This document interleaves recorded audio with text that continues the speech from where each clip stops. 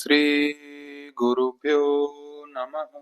ओम सहनाववतु सहनो भुनक्तु सह वीर्यं करवावहै तेजस्विनावधीतमस्तु मा विद्विषावहै।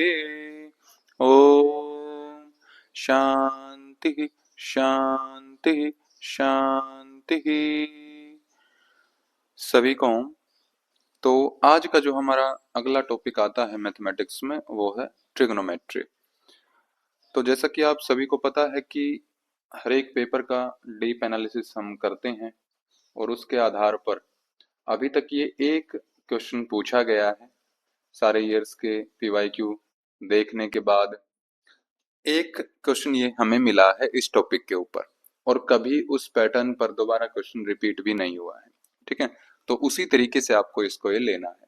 ठीक है, तो ज्यादा डिटेल में नहीं जाना है, बेसिक बेसिक चीजें हम इसकी देखेंगे और केवल उतने से आपका काम चल जाएगा। अगर कभी ये क्वेश्चन रिपीट होता है तो अगर दिसंबर 2026 में चांसेस हालांकि कम है, लेकिन मना नहीं कर सकते हम कि ये क्वेश्चन आएगा ही नहीं, क्योंकि एक बार इसने ये पैटर्न पूछ लिया है। ठीक है, छोटा सा कंसेप्ट है, ज्यादा समय इसमें नहीं लगेगा। ठीक है, तो ये वो क्वेश्चन था जो आपका दिसंबर 2020 और जनवरी 2026 के एग्जाम में पूछा गया था। इसकी चर्चा भी हम लास्ट में करेंगे, इसको सोल्व भी करवाएंगे कि कैसे इसको सोल्व करना है। ठीक है, उससे पहले अगर किसी ने भी अभी तक प्लेलिस्ट चेक नहीं की है तो आपकी यूनिट वाइज अलग अलग प्लेलिस्ट बनी हुई है, जिसमें ऑलरेडी जो है सारे लेक्चर्स अपडेटेड हैं और साथ के साथ जो पीवाईक्यूज जो भी लेटेस्ट आते हैं तो उनके अनुसार ये प्लेलिस्ट अपडेट भी साथ के साथ कर दी जाती है। ठीक है, हर एक लेक्चर के साथ आपको कुछ पोस्ट में प्रैक्टिस के लिए क्वेश्चन भी दिए जाते हैं, तो वो जरूर से आप प्रैक्टिस करें। अगर आपके पास कोई बुक है तो आप उससे भी प्रैक्टिस कर सकते हैं, लेकिन ये उसके लिए है कि जो बुक अरेंज नहीं कर सकते और जिनको गूगल पर अच्छे सवाल नहीं मिलते हैं, तो आप यहाँ से, क्योंकि ये जो पीवाईक्यूज हैं उन्हीं के आधार पर ये क्वेश्चन बनाए गए हैं, डिजाइन किए गए हैं। ठीक है, अब आते हैं हम हमारे कंसेप्ट के ऊपर। सबसे पहले आपको इसमें देखना होता है राइट एंगल्ड ट्राइंगल।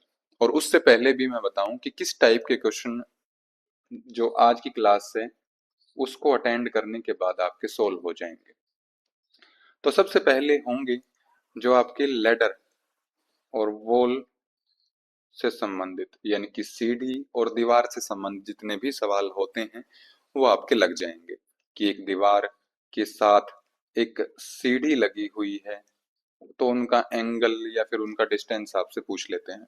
ठीक है, दूसरा कि एक टावर है या फिर एक पोल है, अगर कोई इंसान उसको नीचे खड़े होकर उसके टिप को देखता है तो वो कितनी दूरी है या फिर उसके और पोल के बीच में क्या एंगल बनता है।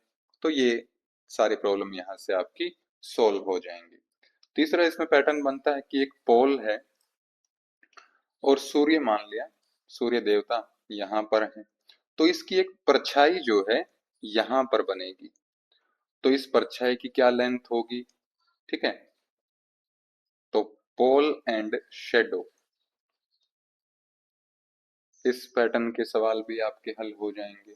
और जो ये मैंने आपको बताया कि टॉवर है और उसको ऑब्जर्व कर रहा है कोई इंसान, तो वो भी आपके सवाल यहाँ से लग जाएंगे। ठीक है, इन तीनों टाइप के पैटर्न में कॉमन चीज क्या है कि जो आपकी ट्रायंगल बनेगी वो एक राइट एंगल्ड ट्रायंगल बनती है।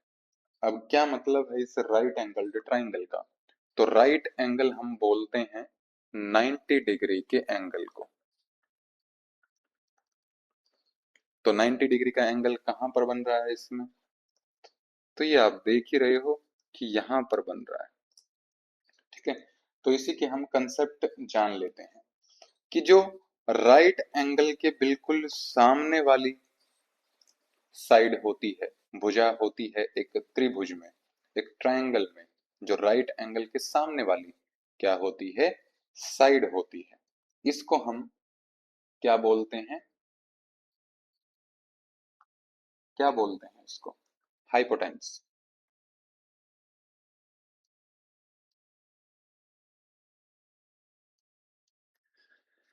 ठीक है।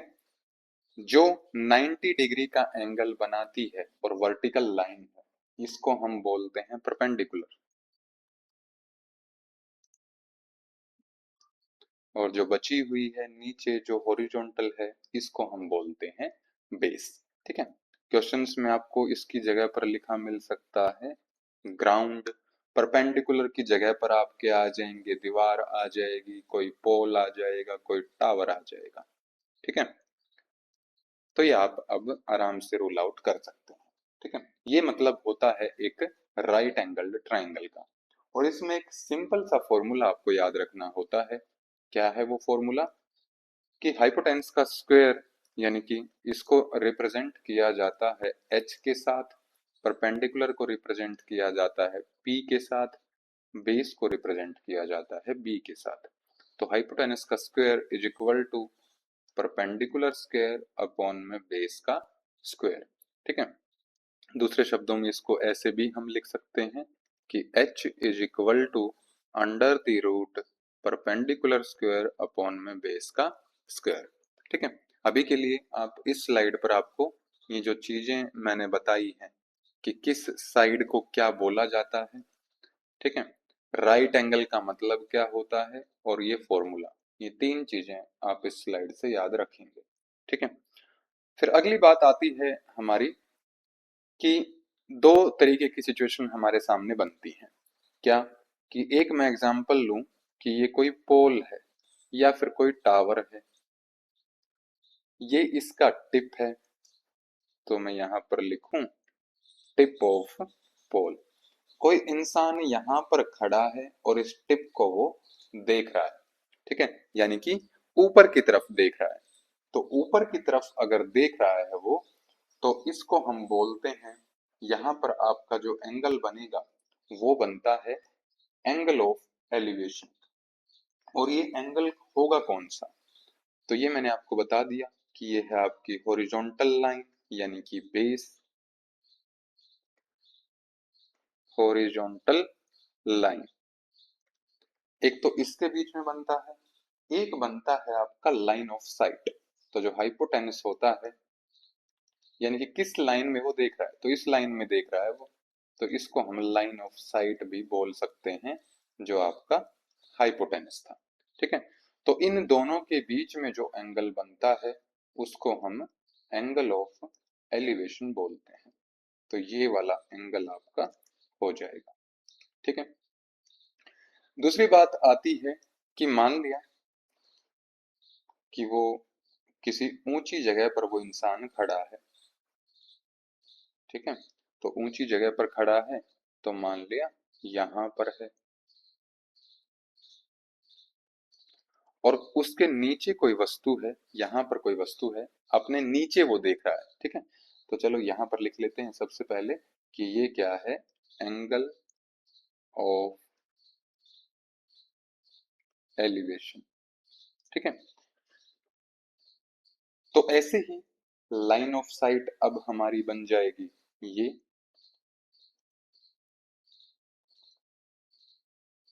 ठीक है। लाइन ऑफ साइट बन गई हमारी ये, और बेस आपका तो वही रहेगा। तो अब इन दोनों के बीच में जो एंगल बनेगा उसको हम बोलते हैं, तो चूंकि ये नीचे की तरफ है, तो एंगल ऑफ डिप्रेशन। ठीक है। दोनों अलग अलग चीजें नहीं है, दोनों सेम है। बस ऊपर देखेंगे तो इसको एंगल ऑफ एलिवेशन नाम दे दिया, नीचे देखेंगे तो इसको एंगल ऑफ डिप्रेशन नाम दे दिया।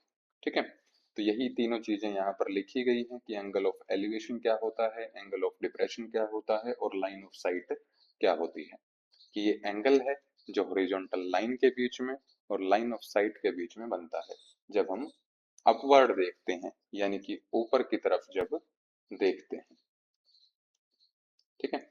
ऐसे ही एंगल ऑफ डिप्रेशन ये हॉरिजॉन्टल लाइन और लाइन ऑफ साइट के बीच बनता है जब हम डाउनवर्ड देखते हैं किसी ऑब्जेक्ट को। लाइन ऑफ साइट है वो स्ट्रेट लाइन है जिसमें जो ऑब्जर्वर है उसकी जो आंख है और जो ऑब्जेक्ट के बीच में एक लाइन ड्रॉ होती है। ठीक है, तो ये कंसेप्ट मैं आपको डायग्राम में भी समझा चुका हूँ। अब बात आती है फॉर्मूला की, सीधा फॉर्मूले के ऊपर चलते हैं हम। ठीक है, तो सिंपल ये फॉर्मूलाज आपको याद रखने हैं अगर आप कोई चांस अपना मिस नहीं करना चाहते, या फिर आपको ये कंसेप्ट आसान लगते हैं तो आप ये फॉर्मूलाज याद कर सकते हैं। क्या मतलब है इनका, ये मैं आपको 2 मिनट में समझा देता हूँ। अब इसके हम पॉइंट्स लिखें कि ये ए है, ये बी है और ये सी है।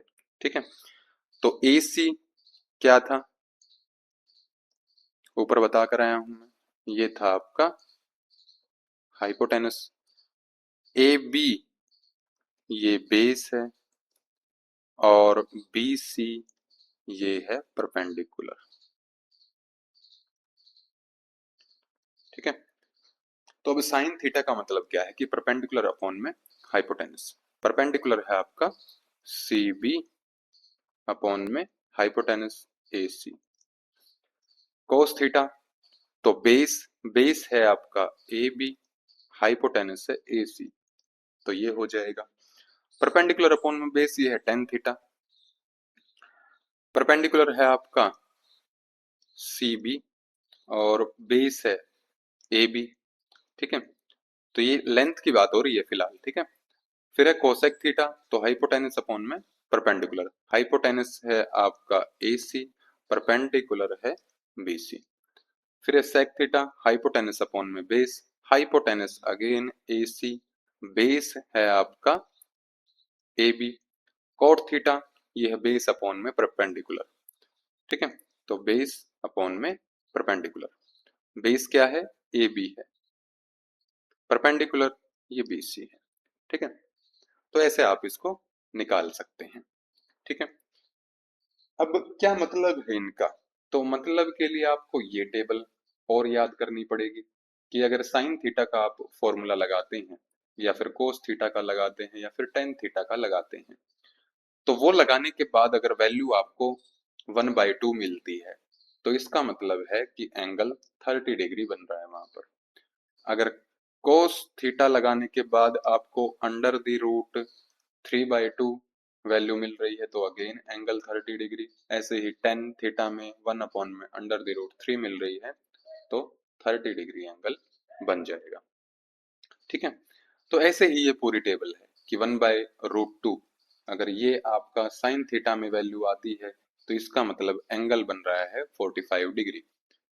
कोस थीटा में 1/√2 आ रही है तो 45 डिग्री। टेन थीटा अगर 1 वैल्यू आती है तो 45 डिग्री एंगल।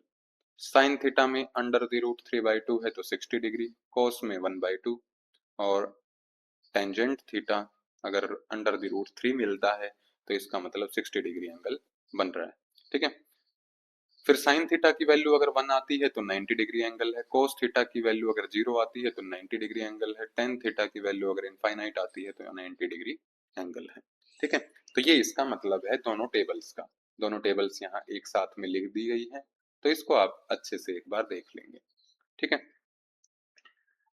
अब बात आती है आपकी कि तीन तो हमने देख लिए कि तीन यहाँ पर लिखे गए हैं, साइन थीटा, कोस थीटा और टेंजेंट थीटा। लेकिन अगर किसी एग्जाम्पल में हमें ये निकालना पड़ जाए तो कोसेक थीटा, ये कैसे निकालते हैं हम, कैसे निकालते हैं,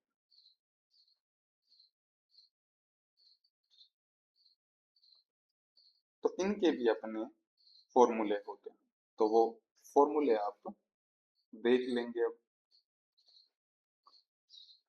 ठीक है, क्या क्या फॉर्मूले होते हैं इनके, तो एक तो बता दिया मैंने कि ऊपर जो अभी तक करके आए हैं हम, वो आपके क्या होते हैं, जो ये इस टेबल में किए थे।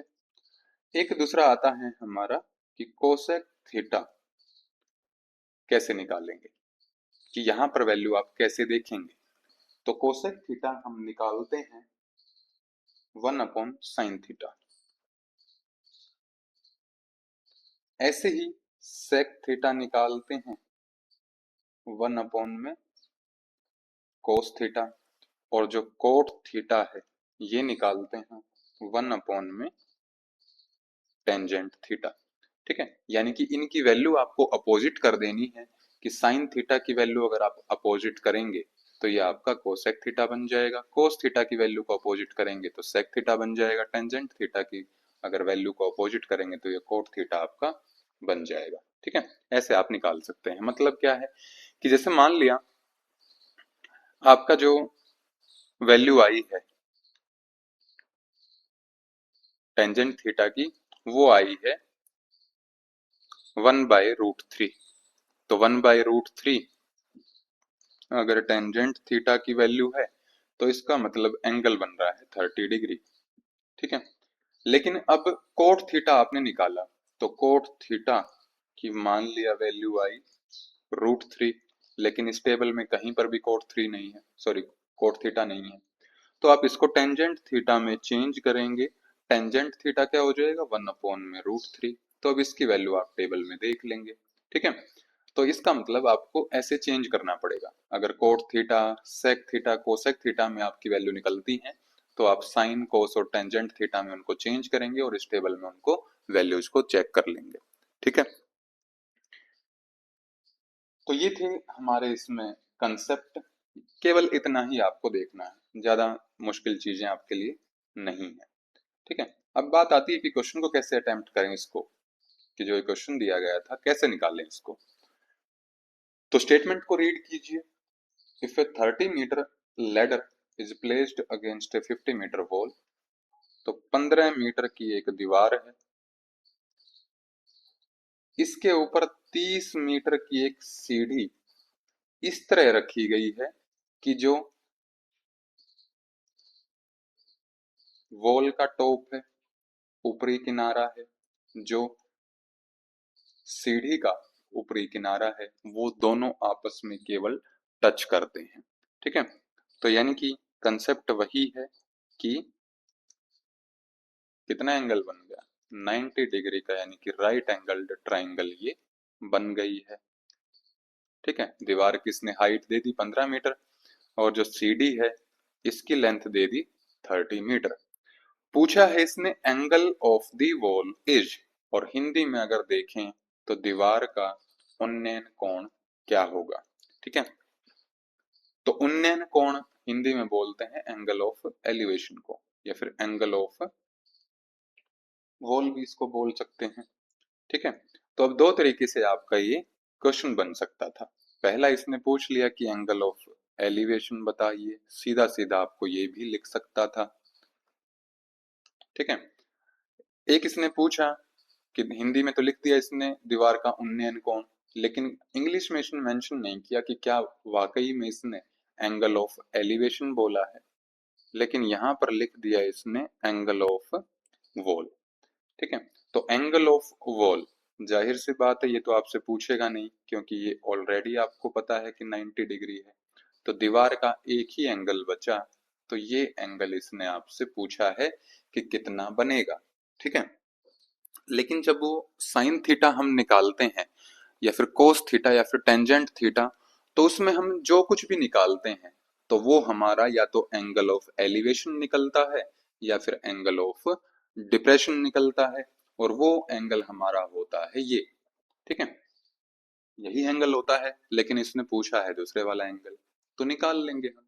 ठीक है, क्योंकि इसमें हमें एक कंसेप्ट पता है कि जो सम होता है एंगल्स का एक ट्रायंगल में, एक त्रिभुज में, उसके तीनों कोणों का जो योग होता है वो 180 डिग्री होता है। ठीक है, इतना आप सभी को पता होगा। तो अब यहाँ पर दो चीजें आपकी लिखी हुई है, परपेंडिकुलर आपको दे दिया है और सॉरी हाइपोटेनस आपको दे दिया है जो कि 30 है, 30 मीटर है, और परपेंडिकुलर आपको दे दिया है जो कि 15 मीटर है। तो परपेंडिकुलर और हाइपोटेनस का क्या फॉर्मूला आप पढ़कर आए हैं, तो दोनों का हमने दो फॉर्मूले किए हैं। हमने क्या क्या दो फॉर्मूले किए थे कि अगर साइन थीटा की बात करें तो साइन थीटा का हमारा फॉर्मूला था परपेंडिकुलर अपॉन में हाइपोटेनस, और अगर कोसेक थीटा की बात करें तो ये हमारा था हाइपोटेनस अपॉन में परपेंडिकुलर, एक दूसरे के अपोजिट थे ये, ठीक है। और टेबल में हमें साइन थीटा की वैल्यू पता है, तो हम साइन थीटा का ही डायरेक्ट लगा देंगे। कोसेक थीटा का आप लगाओगे तो वो भी आपको साइन थीटा में ही चेंज करना पड़ेगा, ठीक है। तो परपेंडिकुलर की वैल्यू है आपकी 15 और हाइट की वैल्यू है 30। तो इनको आप कट कर देंगे तो ये वैल्यू आएगी आपकी 1/2, यानी कि साइन थीटा की वैल्यू आई 1/2। तो थीटा की वैल्यू कितनी होगी, यानी कि एंगल की वैल्यू कितनी हो जाएगी। तो ये टेबल मैंने आपको याद करवाई थी, ठीक है, कि साइन थीटा अगर 1/2 वैल्यू आती है तो इसका मतलब वो एंगल 30 डिग्री है, ठीक है। तो यहाँ से थीटा आपने निकाला कि 30 डिग्री है, ठीक है। तो अगर वो एंगल ऑफ एलिवेशन आपसे पूछता, ठीक है, क्योंकि ये मैंने पिछले लेक्चर में भी आपको बताया था कि अगर किसी क्वेश्चन में कॉन्फ्लिक्ट हो जाता है तो वो आपका देखेंगे कि इंग्लिश में उन्होंने क्या स्टेटमेंट यूज की है। इंग्लिश में इन्होंने कहीं पर भी नहीं लिखा कि एंगल ऑफ एलिवेशन बताइए, ठीक है। अगर इंग्लिश में लिख देते तो हमारा 30 डिग्री आंसर आ जाता, लेकिन इन्होंने इस एंगल का पूछा, तो ये एंगल हम कैसे निकालेंगे, क्योंकि तीनों का हमें योग पता है एंगल्स का कि 190 डिग्री होता है। ये आपका आ गया है 30 डिग्री, तो 90 डिग्री प्लस 30 डिग्री, और इसको मैं मान लूं एक्स, एक्स, तो तीनों का जोड़ कितना होगा, एक्स डिग्री मान लो 180 डिग्री। तो अब एक्स की वैल्यू क्या आ जाएगी, तो 180 माइनस 90 माइनस 30, तो ये आ जाएगा आपका 60 डिग्री। ऐसे ये क्वेश्चन हल हो जाता। तो थर्ड ऑप्शन इसमें इसका करेक्ट होगा, ठीक है। तो जिस बच्चे को इसकी प्रैक्टिस करनी है क्वेश्चन, तो वो मुझे स्पेशली इस लेक्चर में कमेंट करेंगे, तो उनके लिए मैं प्रैक्टिस क्वेश्चन डाल दूंगा, ठीक है। जनरली मैं नहीं डाल रहा हूँ क्योंकि सारे बच्चे फिर उसी के पीछे लग जाते हैं प्रैक्टिस के लिए, ठीक है। जिसको चाहिए, तो अगर चाहिए तो उसकी डिमांड के हिसाब से मैं जरूर डाल दूंगा, ठीक है। तो इतना ही रखेंगे हम आज के लिए। ओम श्री गुरुभ्यो नमः। ओम शांति शांति शांति। सभी को ओम